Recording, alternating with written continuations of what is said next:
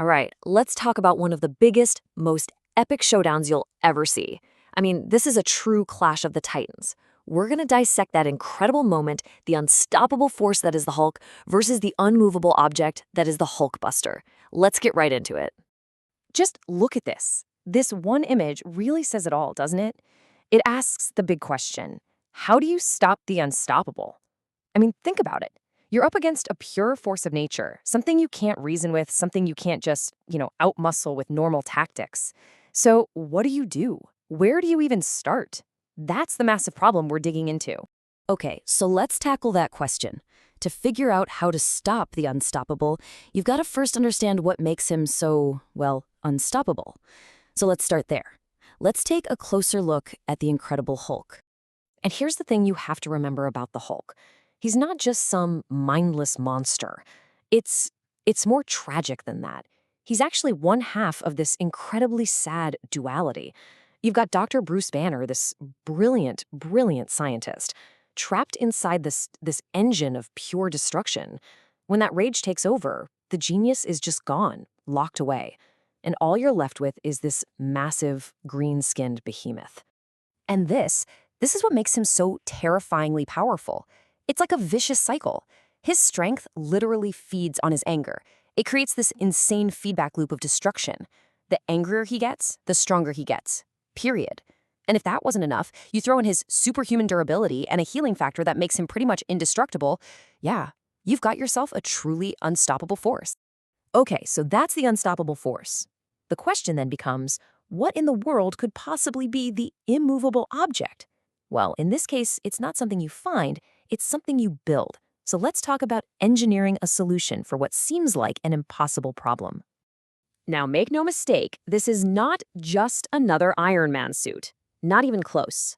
The Hulkbuster, or, the Mark 44 if you want to get technical, was designed by Tony Stark. And here's the key. It was designed by Bruce Banner's friend, and he built it for one single purpose: to go toe-to-toe with the Hulk and hopefully survive. It's the ultimate what-if plan, built out of metal. So how did Stark even think he could pull this off? Well, it's not just about matching brute force with brute force. That's a losing game.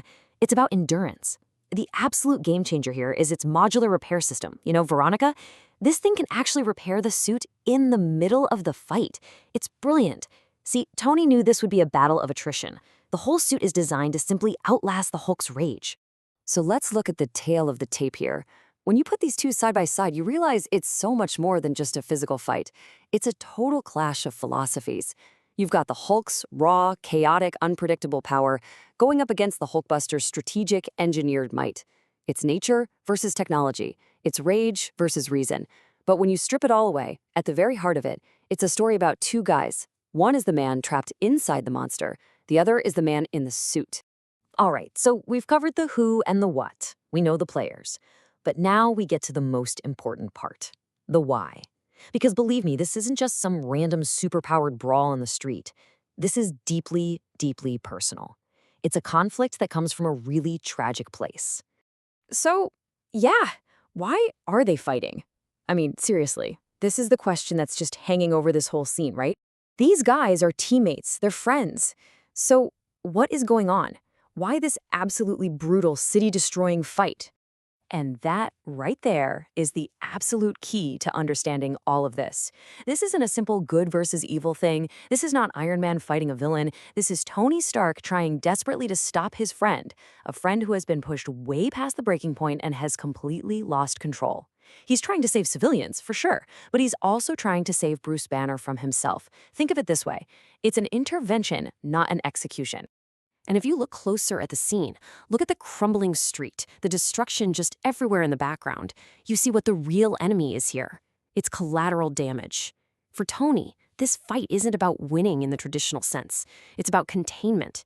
His whole goal is to stop the rampage, to minimize the damage, and to save his friend before an entire city gets torn to shreds.